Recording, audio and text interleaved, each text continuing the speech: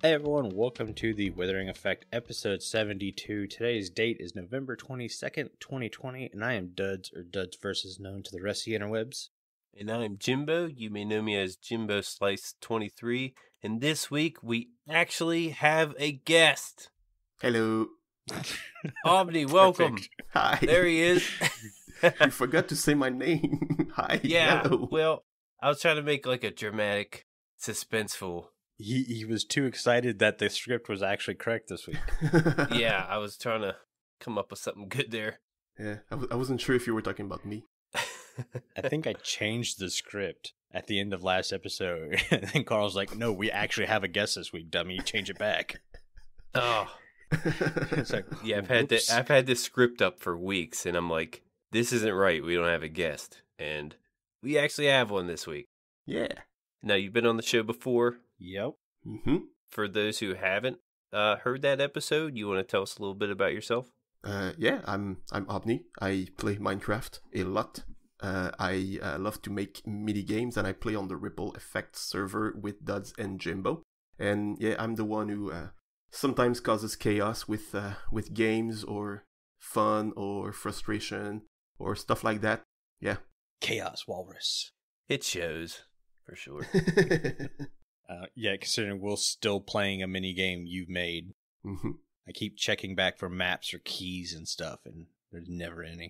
You won't find any. You have to ask people if they have any. I'm always by myself when I'm on. There's no one else on. Someone left a book right next to my the entrance of my shop. Yeah, no. I've got the keys that don't match up. Me neither. I thought you were the one who had them, but maybe not. Probably the wrong place to ask, but does the map lead to one location, like all the maps, or are they multiple locations spread out, like the big main dungeon room? It depends. Most of the maps lead to one specific location, but there are 3 maps that lead to the same, but with different entrances. Mm. So the one like where Jimbo climbed up some lava, he wasn't supposed to do that. It was an overlook and an oversight on my part. And it was supposed to come from a different entrance. You didn't count on Jimbo proofing your game. Exactly. But that's something that we can talk about later, but it's about like playtesting and thinking about every eventuality, everything that can happen. Yeah, before we get into that, we usually start with stuff we worked on this past week. Yeah. Is there anything you can talk about without giving away spoilers? Because obviously you're back into YouTube. Yeah, I released my first Let's Play video in almost a year. I looked at it, and the last one was late December. Wow. So yeah, I was pretty happy to finally be able to record some Minecraft stuff. But yeah, I've been working on my base. I have a small island where I built a small cute little house. But then I kind of realized that I don't have a lot of space, so I found a way to add more building area to my base. Mm-hmm. So that's coming. But that's what's coming for the next episode. Nice. Jimbo, how about yourself? What have you been working on this week? I was just finishing up some detail at my base. Not much base work. I haven't been on very much lately, but I when I get on, I realize how much material I don't have that I need. So a lot of the time when I get on, I'm grinding for materials. I'm sitting AFK at a pigman farm to get quartz or I don't know, anything along those lines, just to grab the blocks I need, and that's taken up most of the time when I do get on. So what you're saying is you need to hire somebody to AFK your farms for you. No, it's not even my farm. I just found one. I'm like, I'm just going to sit here. Whose this? I'm going to sit here. That's a new shop idea. There you go. I'm telling you, I'd be all for it. Give me a diamond block and I'll sit at your farm for an afternoon. But I do want to record this week. I haven't recorded in like 4 weeks now. I haven't recorded anything. Shame on you guys. Yeah, I've been, like I said, I get on there and I'm like, well, I can't record anything because I don't have what I need to record anything. So I'm getting to the point, though, to where everything's kind of caught up. I've come across some things, some farms I can build in my base. So more content coming. That's pretty much it. Yeah, I'm getting there this week, too. This week, It's probably the most recording I've done in a week. And like the episodes aren't anything special. Like I built a flower farm, which is a simple enough farm, but the creative blocks I've been having have been really like, no, don't put that block there, dummy. That looks ugly. Like that's basically what everything's been this past week. And then the fact that I was able to kind of push through that, and I think my flower farm actually came out pretty nice. And now I'm working like on the main base, which was the real struggle because I've had the dome in place, I've had the hole in place.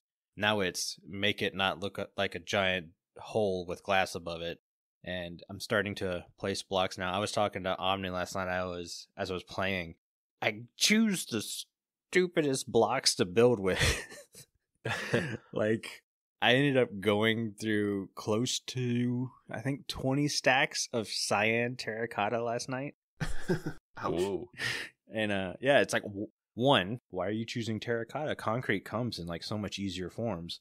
And then it's like, oh, you want a gray color? You should definitely choose concrete. That's a way better block to get the gray color with. No, I'm going to use cyan terracotta. Luckily, I built my flower farm. Yeah, because cyan's easy to get. Yeah. So I was able to get more than enough blue, but I'm walking around going, I need cactus. I thought I had like 2 stacks of cactus, but I guess I had already used it. And then, so I went and I sat at Spawn Town because I know Carl has a small cactus farm there. And I sat there for 3 hours and I ended up with 32 cactus. And I was like, this is not going to work. So I basically went to a desert and harvested all the cactus and then replanted a bunch of cactus in hopes when somebody's going around digging up sand that the cactus will regrow and I can harvest it again for later. A cactus farm is definitely going to be in the books probably next episode.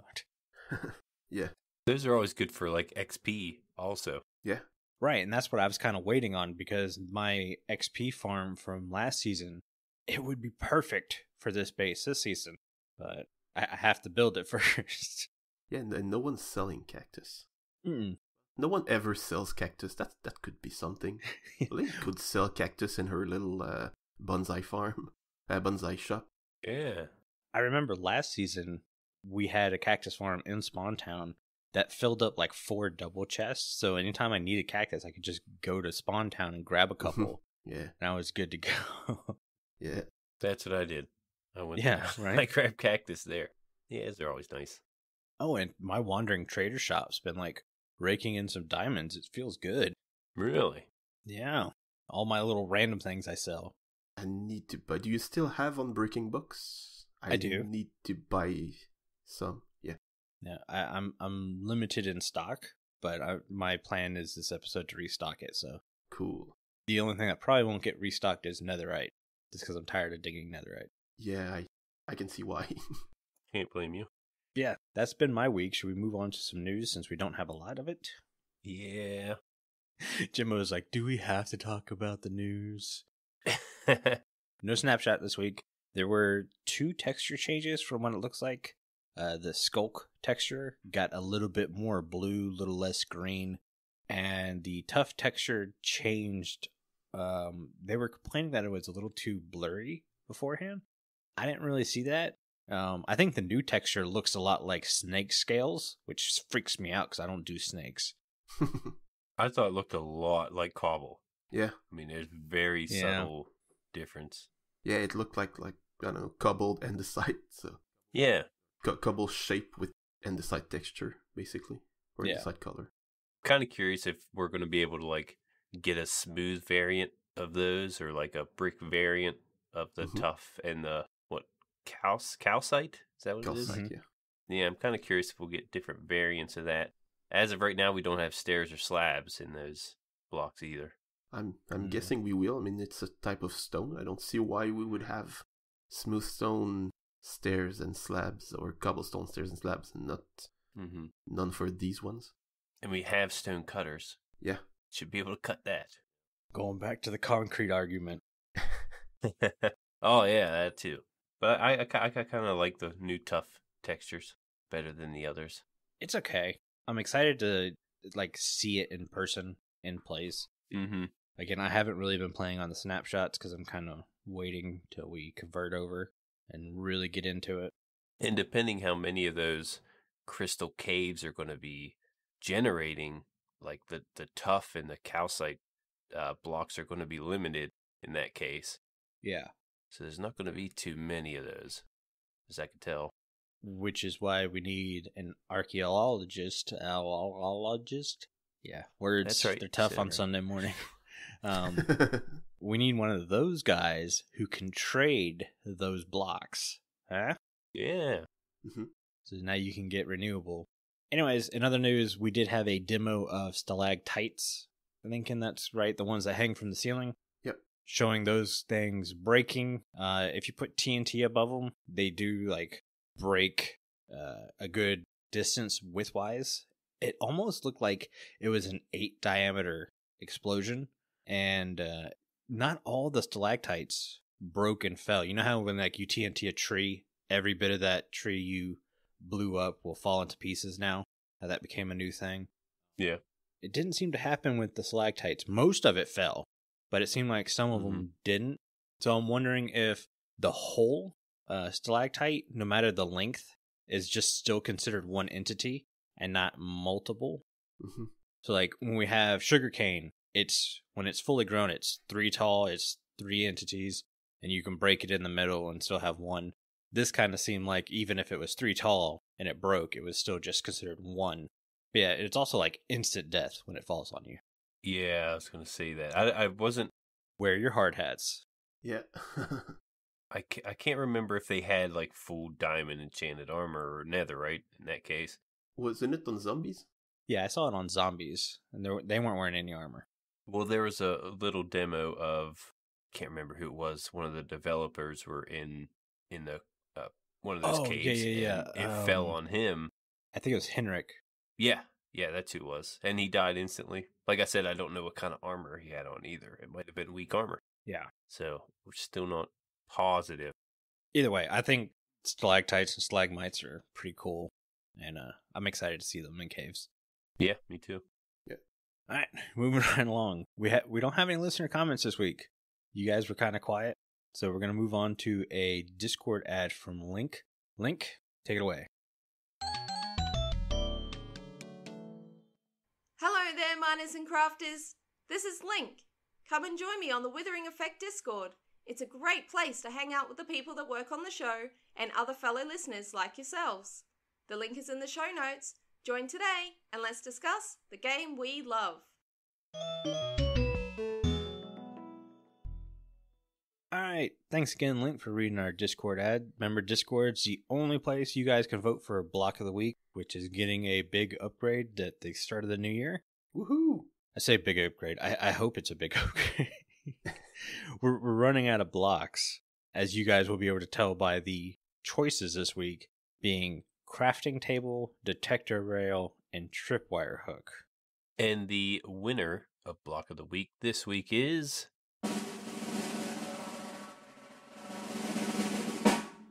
Detector Rail. Very close. What were you guys thinking? Yeah, well, those options are kind of difficult. Yeah. I would say. Yes. The Detector Rail won with 25 votes. Tripwire had 11 votes, and Crafting Table had one less vote with 24. So it's very tight. And I think yesterday or early today, it was tied. It was tied as of Saturday night when I wrote up most of the show Saturday morning, and then I came back Saturday night to do the block of the week segment, and it was tied, and I went, Carl, man, it's tied, and he had to do his number generator thing for Detector Rail to win. So he may have put the extra vote on Detector Rail just so it was a visual winner. A few things on the Detector Rail. It's crafted with 6 iron ingots, a pressure plate, and 1 redstone dust. It is a block that can transport minecarts and can be used as a switchable redstone power source. Detector Rail activates when any minecart is on it. It can be mined with a pickaxe, but also by hand. Only found naturally in loot chests, mainly in like mine shafts or things of that nature underground. It's usually where I find them.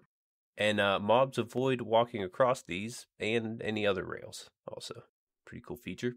Now comes the hard part. Yeah. Improving the Detector Rail. Aubni, I'm going to let you go first because you said you had one and we realized we have two different ones. So I'm not sure how useful it could be. I really don't actually think it would be any use, but detecting the speed, so sending out a redstone signal with the power proportional to how fast the minecart is going. Mm-hmm.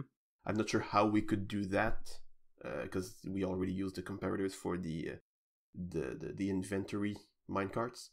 But yeah, something like that. It's the only idea that I had this morning when I looked at it, and I thought, hey, I might need to contribute to that. And I can't contribute to it because I couldn't think of anything. I also went into our Discord chat, and no one really brought up an improvement for it. So it's a very tough block to come up with ideas. The first improvement: make rails 3D textures. Heck, make more 3D textures, period. Yeah. In Minecraft. It's my one gripe with Minecraft is they do a lot of this, what I call paper texture, where they just do like this cross-looking texture. Mm-hmm.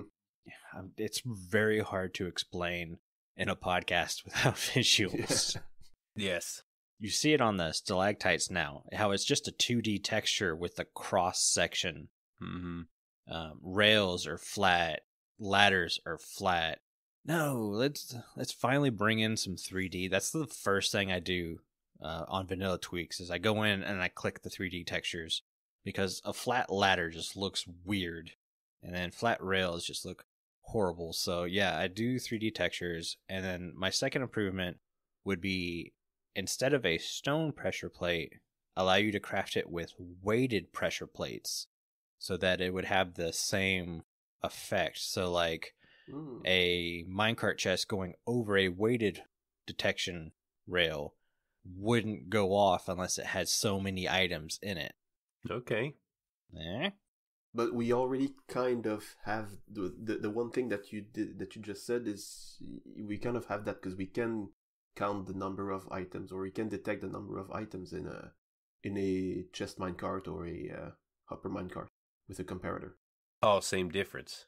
If you put a comparator next to the detector rail, it's gonna output a signal proportional to the item. So you could work that out right now with what we have. Yes, and I'm just trying to save blocks. So instead of having to do math with the comparator to get it, say you really want 9 stacks of items to always stay in this hopper minecart. So instead of having to use the comparator to just do math to determine whenever it has over 9 stacks to run, you would have like a weighted pressure plate that would do that kind of for you. This is hard, pretty much, is what you're trying to say. It took an hour and a half to come up with that. Sorry, I shouldn't have said that. No, it's fine. It just shows you like we're getting down to some really nitty-gritty blocks. I mean, crafting table was the runner-up. How are you supposed to make a crafting table better? I mean, it is the end-all be-all table in Minecraft. Yeah. Right. Yeah, I have no idea how to improve the crafting table either. So yeah, I do like the 3D textures idea. I do the same thing with Vanilla Tweaks. I get all the 3D textures. I think trapdoors is one of them too that look really cool. Mm-hmm. Yeah, I mean, it is what it is. The detector rail is really not too much it could do. I mean, it has that function. So, I mean, I don't see what other function you could put to it. I mean, other than the powered rail, I would call it probably the most important rail. Mm-hmm. Just because of how useful it is on contraption stuff. Like, all my auto furnaces run with detector rails.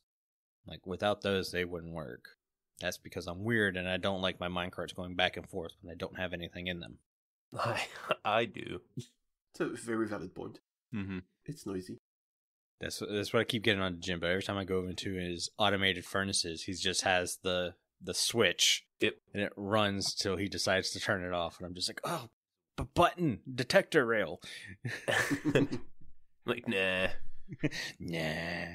Let's put a button on there.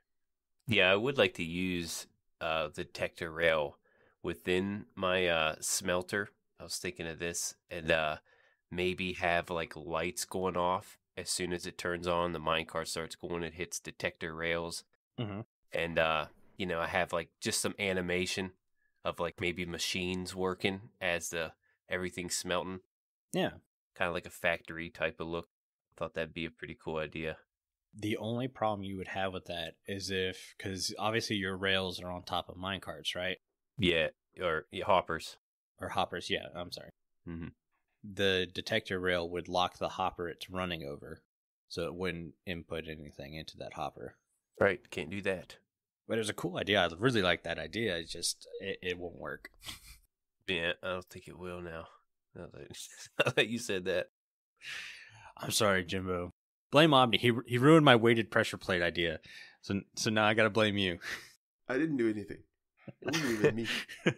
Well, this is what listeners need to know. You can't use a detector rail on hoppers. Everyone knows that. Yeah. Even me. Because as soon as you said that, I was like, oh, that would be a cool idea. And then I was just like, wait a second. Mm-hmm. I didn't think about that. I don't know. Because the trick to using powered rails on hoppers is to power it using like that quasi-connectivity BS. Mm-hmm. Yeah, all that good jazz. Should we move on? Because this week's block of the week was kind of depressing. Yeah, we drug that out as much as we could. Yeah, so Aubni, obviously you're known as the minigame master. Really? On our server. Okay, on the server, thank you. Yeah. that was a lot of pressure now, what you just said. I'm going to hold, I still hold Tango Tech in probably the highest mini game regards. Yeah, that's where my mind went and was like, no, please don't say that. It's definitely on the server. Tango heard this, he'd be like, what now? Who's the best? Who's that guy? I'm going to shove a Ravager down your throat. You want to fight? But you built very impressive mini games. Thanks. I always go back to the escape room. Mm-hmm. That is definitely my all-time favorite room you've done. I think it's because I think me and Bank were the only ones to get through it. Mm-hmm. I don't know if anyone else did. I did not. I got stuck in there. I think I tried to do it on stream for like a half hour. I didn't make it past the first part, I don't think. Yeah. Oh, man. But I try to avoid watching you duds to try to figure it out myself. So I really didn't get to see how it was done. Yeah, I did make a video of me solving it just to show that, well, first of all, to show that it could be solved, because there were rumors about the fact that I would make games that were unbeatable. Mm-hmm. But yeah, I really like that game too. The only very annoying part is that right when I started, I decided that I would have to reset it manually, because it would have been so complicated to reset it. Mm-hmm. To make it so that it resets itself. I'm not even sure it would have been possible. And it was kind of a 10 or 12 minute timer that you had to beat the game, so it was kind of hard to play it like multiple times. So you had like 10 minutes to beat it. If you didn't, you had to go out. I had to reset it, and it took like another 10 minutes to reset it, because I always wanted to be sure to not forget anything, and then you could go back and try it. So that was the big problem with that game. Automating minigames is always the hardest part, because you want multiple plays for players, Mm-hmm. but at the same time you're like, that's not gonna work. Yeah, and I really wanted it to be like a multiple play, like kind of like a real escape game. You have a specific amount of time to solve it. Otherwise, after that you get kicked out. If you want to try it again, you have to come back after that. And I really wanted to have that feeling, instead of just you're locked in that room for any time you want, and you do whatever you want in that room. It can take you 4 hours. So you had, and I think that actually helped you, I think, because you left the game, you thought about it, like, okay, what can we do? We have that thing, we have that gold pressure plate, we have that iron block, what can we do with that? How can we, like, just throwing the block on the plate does not work, etc. And that was I think the biggest challenge was to craft items from the iron to have more items to throw on the gold pressure plate, if you remember what it is. But yeah, it was one of the challenges in the game. So I think that leaving the game and having to think about it outside of the game really helped the experience, I think. You say that, I lost many nights sleep trying to figure out how to beat that game. Okay, that was not my intention, but I'll take it in a positive way. What was it? When we finally beat it, it was a sigh of relief because I wasn't sure if I could ever figure out some of the stuff. I remember the having to crawl through the minecart track. Mhm. And I want to say that it was aubni wouldn't left this hole big enough for no reason. Like I was like, he would have thought about this. So that one was kind of luck. The first room was always the hardest room. I think Bank solved most of the first room, and I just kind of went along for the ride. Mm-hmm. And then the second room was where I was able to solve some stuff. But even then, that was just kind of a, let's see what this button does. Yeah, there was a lot of trial and error, and It's like pulling all the levers. Yeah. I can't remember how many times we actually had to go into that room. I think it was up to 5 times we had you reset it for us. I want to say it was more than that. Maybe. I don't know. I would have said something maybe 8, something like that. Well, now you yeah, see it's why I been lost sleep. a really long while. I definitely want to do some more minigames this season. I haven't started. I know we have a minigames area, but I've never been there. Oh, there's not much there yet. I want to start working on that area again this season, so I'm gonna start over there pretty soon. Mm-hmm. I got one in mind. I guess I should just say it so no one takes it. It's a bow shoot course. Well, that's actually one of the things I wanted to talk about, because it seems like about 50% of minigames are bow target games. Mm-hmm. Just because they seem to be Racing. or racing game. They seem to be like the easy go-to way. And every time someone does one, like I'm pretty sure I have a bow game in my head too, Jimbo, and I'm pretty sure our 2 bow games are different, even though the premise is still the same. You need to be able to hit that target in a certain amount of time and you win. Mm-hmm. Mine's a little different. Mine's based on like the real life bow shoot, because I shoot a longbow, traditional longbow, and I want to kind of match the real life game. That's the idea. That's pretty cool. Gotcha. Well, I'll come up with something else. Actually, I don't really have much of. I had a mini game for the final season of Comic Craft that used the mine carts that go back and forth. You shoot. I really like that game, not because of the game itself. The game itself is just kind of bland. I shot mine carts and it works. For me, it was the reset mechanism that I was able to auto reset it without any manual help was what I found more fun. But just to get back on that, because you kind of felt disappointed that you wanted to have another kind of game, but it's one of the things with mini games is that the premise can be the same. Like you shoot a bow at something, but you can do it in a completely different way. Yeah. Like if is your target static or mobile? That's a big difference. What are you doing while you're shooting? Are you shooting while you're falling? Are you shooting while you're standing? Are you shooting while you're in a minecart? That changes a lot of things. Is it timed, or is it like you have to do it as fast as possible, or you have like 10 seconds to shoot as many targets as you can? These are all completely different games. Mm-hmm. That's a good point. So from the same premise of shooting something. Yeah. Yeah. So I'm sure you can come up with something. Well, yeah, now I have a new idea in my head. And that's why I'm here. That's why you're here. I was going to say that.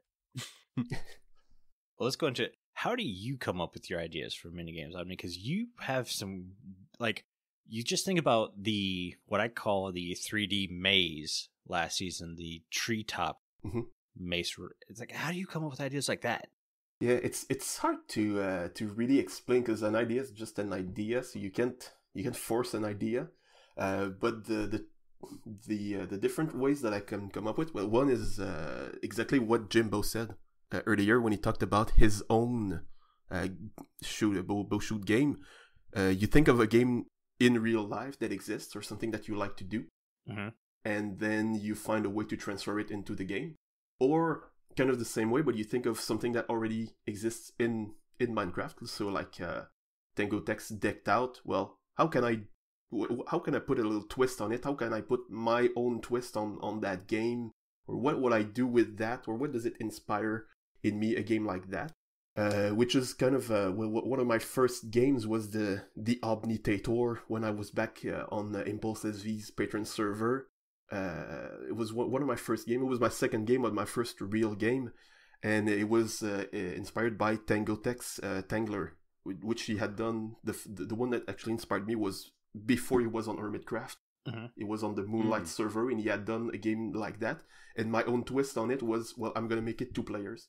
So each player is gonna affect the other one's gameplay, and they're gonna have to solve it together. Yeah. So that's kind of... I took a game that already existed, and I put my own twist on it. And the other way, completely different, like the opposite of that, is the way that I find games is I look at a game mechanic and I think, how can I put that in a game? What game could I make around that mechanic that I want to play with? Yeah. So just to clarify that, like an example that I could give was a game that didn't really work all that well, but it was a kind of a minecart maze. So you had to hit some targets, some detector rails actually. You had to hit them in a specific order, and then reach the end to get to the next level, and then hit them in a different order, and avoiding traps at the same time. So the idea was just, well, I want to make a game that involves minecarts and playing around with switching the rails to have a certain path or a different path. And I thought, well, how can I make that game into like, how can I make a game out of it? And then I thought, yeah, well, you have to go through certain objectives in a certain order.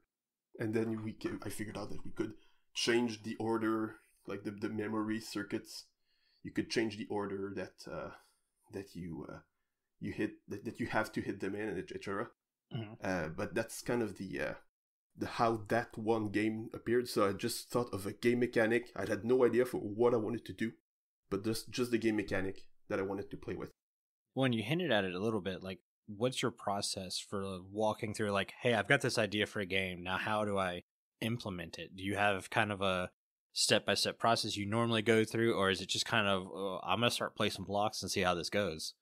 I usually start just with the idea. These two approaches that I described earlier, they sometimes also kind of fit well together. Like you have an idea for a mechanic and I have an idea for a game, and you figure out that, yeah, they can go well together.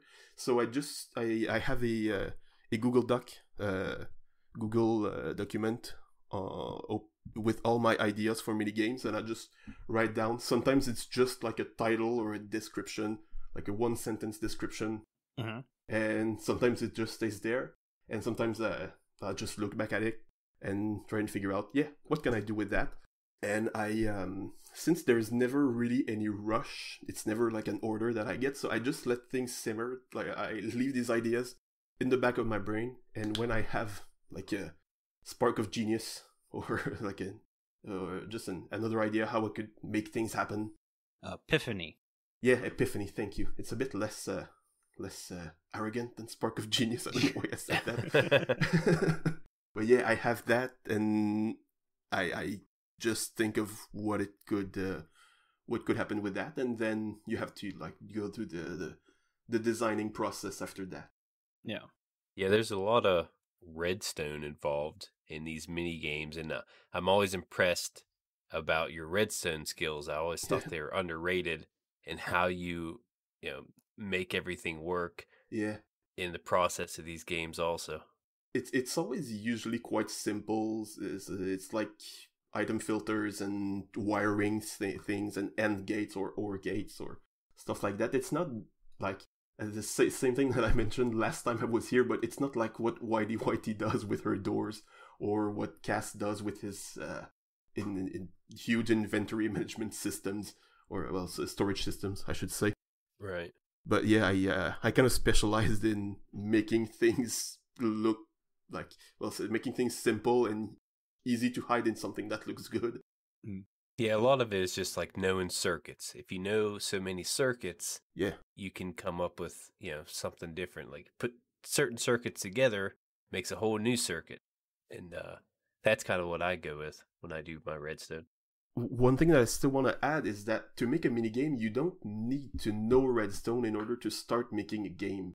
for, well, two reasons. Some games don't require any redstone. A maze doesn't necessarily require any redstone. Mm-hmm. You mentioned the 3D maze earlier, that's the one, the platform maze that you had to jump around different platforms. There was no redstone involved. Or a parkour game doesn't need to have any redstone. It can have redstone, but it doesn't need to. And if you have an idea for a game, you shouldn't think, I'm not gonna do that because I don't know enough redstone. No, that's an opportunity to learn redstone, because you can pretty much do anything. Mm-hmm.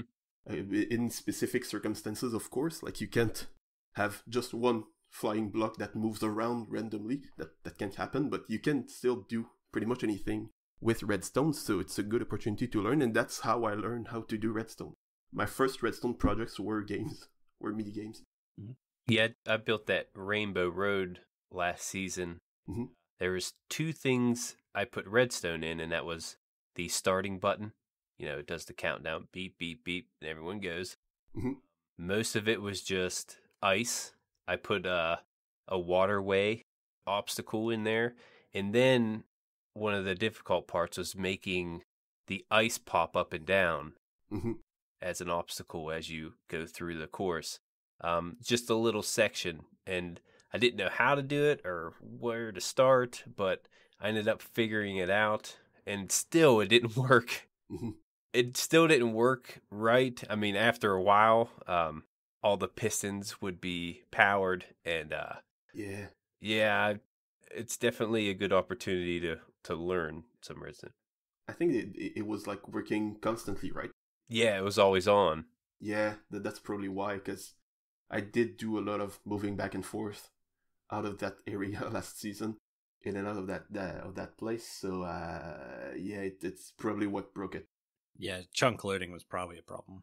Speaking of racetracks, it's another kind of game that requires, as you said, basically no redstone. In first season of Ripple Effect, Carlock and Magoo built a racetrack that had no redstone. Oh, right. Carlock and Magoo, for those of you who know them, Yeah. they just make huge farms, enormous farms, and they are both like redstone geniuses. Mm-hmm. They made a game that didn't involve any redstone because they didn't have to. Yeah. The beauty about like racing games that I like is you could play with multiple people or by yourself. It's still a good time. Mm-hmm. Yeah, that's a very important part. There's different ways to race. Like you have your ice road. You can do horse races. Mm-hmm. We now have striders you can ride on. Yep. That's always a cool idea. Yeah, there's different ways to race. There's also lighter courses. We are not going to have Strider racing on the server, are we? Probably. I can definitely say that we're gonna have something. There's something in the works right now about something like that. Yeah. Awesome. I'm not gonna say too much about it, but yeah, there's definitely a Strider race track on the server right now. Oh, sweet. Talking about the server and designing minigames, like, that's one thing you have to consider. Me and a couple of people on the server have talked about, like, hey, let's rebuild Decked Out. But when you look at it, our server is not large enough with as many active members for it to be worth putting the massive amount of time into building a game like that. Exactly, that's really something that you have to take into consideration. Who's gonna be playing it? So you can plan something like, I'm gonna make a game that involves 8 players. But when are you gonna get 8 players at the same time? Are you sure that you're gonna get enough players to do that? Right. Like, I remember on Hermitcraft a few seasons back, Joe Hills was making a D&D game. He was making a castle from, I think, Castle Ravenloft, so a kind of haunted castle, and he wanted to run a D&D game with a bunch of other, professional Minecrafters who do that for a living full time. Mm-hmm. And he couldn't. So it's always something that you have to take into consideration, like how much involvement of your player base is going to be required for your game to be played. So reach out ahead of time, maybe ask other members if they would like something like this or get involved. That's always important. Yeah, you have to plan the events, but then again, if you plan an event that's going to be like a 6-hour thing, it's still even if you reach out to people in advance, it's going to be super hard to get those people. Mm-hmm. So one of the example that I can think of is Decoy made a minigame, and well, Carl made a minigame also. Then both of them were multiplayer. So Carl made a battle arena with crossbows, Mm-hmm. and Decoy had a game where you had to throw some die in the middle and you shoot each other. Where you were in minecarts and you had to shoot each other and throw dice and stuff like that. And yeah, both games were multiplayer, and we really had to plan a specific event, and there was 5 of us, and we played both games. It was super fun, but it was super sad that we couldn't play them before that. But then again, it wasn't like, it was just hard to get people involved into that. I remember I was looking forward to playing both those games so much, and then both times came to play both, and it's like, I have stuff I had to do. Mm. Oh, no. Yeah, we all have real lives, and that's something that we really need to take into consideration. Like my, again, last season, and that's something that really influenced my game, the big game that I'm running this season. But last season, I was making dungeons around my base, and I wanted to get people involved into like the development of my entire area. But it didn't really work because people didn't have the time to come play, and I think people maybe didn't realize how, like, what time it would take to play the game. So maybe people were like intimidated or thinking that like it would take too long. I can spend 3 hours in that place, while it would have been maybe, I don't know, like half an hour or something like that. Mm-hmm. And so like my entire plan kind of fell apart for that. So I kind of changed the entire thing. I kept the same kind of idea, but instead I made it so like, so you buy a map and you do that whenever you want, whenever you can. It's a lot more, like, you're a lot more free to do it whenever you can. Mm-hmm. So it's again something that we really have to take into consideration. Yeah. Well, and taking new features and stuff into consideration, we have 1.17 coming, and I think that's going to bring a new, I don't know how sneak is going to be a very important thing in 1.17. How do you think that's going to transfer into some mini games? We've already heard Tango Tech saying Decked Out 2's coming with 1.17. Yeah, with Wardens, of course. It's Uh-huh. yeah, I really like the addition of the Warden. It's a very different kind of mob. It's a very tough mob that's already hostile, and that there's a specific way to avoid it. That's meant to be avoided, basically. Mm-hmm. So it's kind of like Tango's Decked Out with the Ravagers, but still a bit different. But for the Sculk Sensors, I like the mechanics about really the vibrations. I'm really looking forward to see how it applies, because it's still something like if you set a trap and you want like the players to fall into that trap, but they just have to bring a lot of snowballs and throw them around all the time, and you will set off all the traps before you should. True. You can break all the traps with just bringing snowballs or shooting an arrow with an infinity bow. You can do that as much as you want. Very true. So that's one thing that I'm really looking forward to seeing how it's gonna work exactly and how it can be implemented.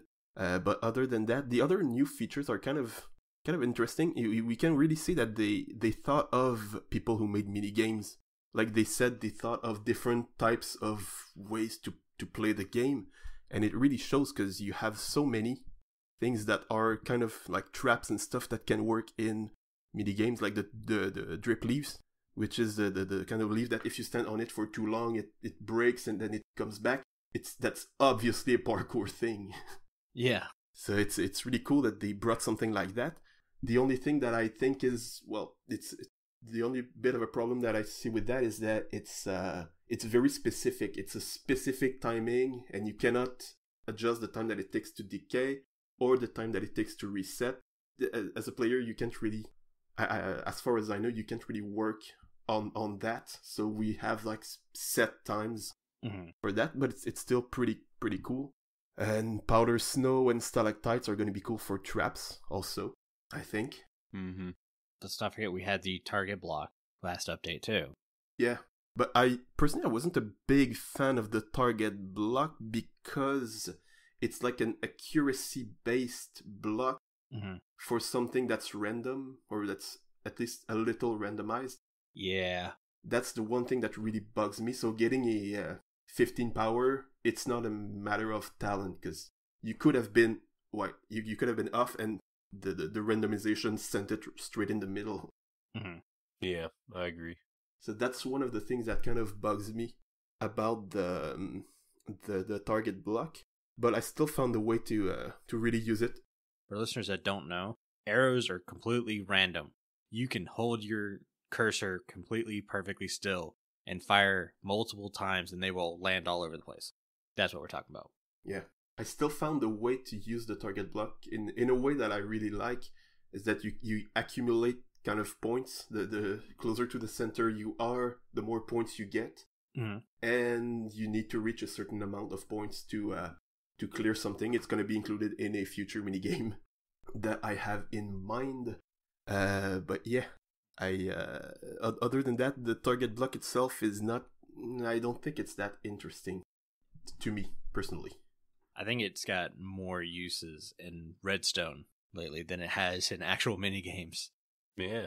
Yeah, it's a lot more useful as a redstone component that can redirect current, and yeah, totally. Which is, well, it's a cool added feature. Mm-hmm. But one thing that is very cool, I think I saw Cass from Mizuma Game Channel do that, but it's since the target block can be moved, so you can have moving targets with target blocks, which you could not have with buttons. Mm-hmm. So a moving target that sends a redstone signal, so not just you shoot like a moving minecart or something like that. So that's a very interesting feature that I'm probably gonna take advantage of at one point. Yeah. Yeah, I didn't think about that. Talking about 117 and the deep dark and these Sculk sensors, just going into that cave is kind of like a mini game. Yeah. In itself, just going in there and try to sneak through, and you got your snowballs, like I said, was an example. Mm-hmm. Trying to get around him and get to the loot. That in itself, they kind of give you that with the new update. Like some, I'd say, better dungeons that the ones that we are used to having, like the jungle temple and the desert temple. That once you know what's in it, you won't get caught in any of the traps. Yeah. The one thing that I think is a very, very big challenge for stuff like that, some kind of dungeon level design, is that it's still Minecraft. So we can still break blocks and place blocks. Yeah.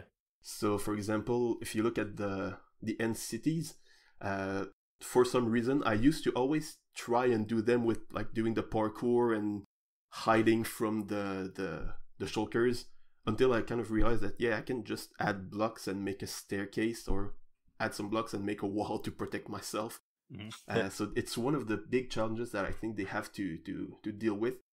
Something that they quite obviously dealt with in the ocean monuments when they added the mining fatigue effect. Mm-hmm. That's like kind of obviously to prevent players from just ripping through the walls, and so you have to really go through the dungeon. Yeah, it's a good point. I was thinking how much better your in-city strategy was than me just yelling at the shulkers, "Shoot me so I can fly up there and kick your butt." Yeah, but it still took me some time to realize that, yeah, no, I can't. It's Minecraft. I know it's a kind of a dungeon, but it's Minecraft. If I'm here to gather some stuff, I'm just gonna gather it. Yeah. So yeah, that's a big challenge that they have to work with, and I'm really looking forward to seeing how they deal with it. Because like with the Warden, it looks like it's super big. So what if you just do the Enderman trick of being under a 2-block high platform and shooting it with a bow? Yeah. Like, is that gonna work? I assume it's not gonna work, but it's still a kind of a cheesy way to beat that boss. What if the Warden could punch through blocks? You know how kind of the dragon can fly through a lot of the blocks in the island? Yeah. What if he can punch through blocks? That would be crazy. Yeah, that would be very cool. Just scared myself. Imagine being on the surface and a Warden just like come up from the ground, punch it through blocks because it heard you, on the surface. That would be nuts. Yeah, breaks your entire base. Jimbo, what did we tell you about giving ideas to? That's what I do. So is there a favorite mini game that you've made or a least favorite? I think that it's hard to say because there's so much that they all have a little something, you know. So I think of my first one, the Omnitator, was it's the first one. It's the one that's got me started in mini games. So it's got a little place in my heart for that. And I did have like some big challenges. I had to deal with like XNOR gates and stuff like that. I really didn't want to make things easy for me for my first mini game. So that one was very cool. Mm-hmm. I loved the platform maze, the reception that it had, how people appreciate it or did not appreciate it was quite fun to see. And seeing all the challenges in the escape the room game was also a lot of fun. It's really hard to just pick one. Yeah. It's like picking your favorite child. I think every parent knows that they have one, but you don't want to say Timmy. it, or it's hard to Wait, what? I'm just kidding. I don't know. I'm not a parent, so I don't know if that's how it works. I've been told that parents have favorite childs. How about you, Jimbo? You're a parent. No comment. Sorry about that. I didn't want to throw you under the bus. That's fine. I think on that bombshell, that's going to do it for the show. But before Jimbo reads us out, I want to say a huge thank you to all of our patrons who are supporting the show. Our milk level patrons are Aubni. There you go. Hey. Chief Big Bear, Croc, Fragile Rock, Obeeb, Stonefigure, the official CCL, Vipers Tuna, and Whitey Whitey. If you too would like to get access to exclusive benefits and hours of extra content each month, please consider joining at patreon.com/The Withering Effect. And if you like the show, you can share it with all your friends and on social media. If you listen on Spotify, follow us. Or if you listen on Apple Podcasts, leave us a nice review. Doing any of these really helps the show reach more listeners. If you would like to get in contact with us, send an email to podcast@thewitheringeffect.com, tweet us, leave a voice message, or join our Discord, where you can have a chat with everyone who works on the show and fellow listeners. All the links will be in the show notes. This show has been brought to you by Jimbo, myself, and our lovely guest, Aubni. Hello. Thank you for having me. Thank you, Aubni. Let's not forget about our digital producer, Carl. He helps make sure the show ends up where it should be, and the amazing music you hear in the intro and the outro was created by the one and only Decoy. Everyone's social media info can be found down in the show notes. And as always, you guys have been awesome. Thank you so much for getting withered with us. You should probably go drink your milk now. Bye. See you guys. Bye.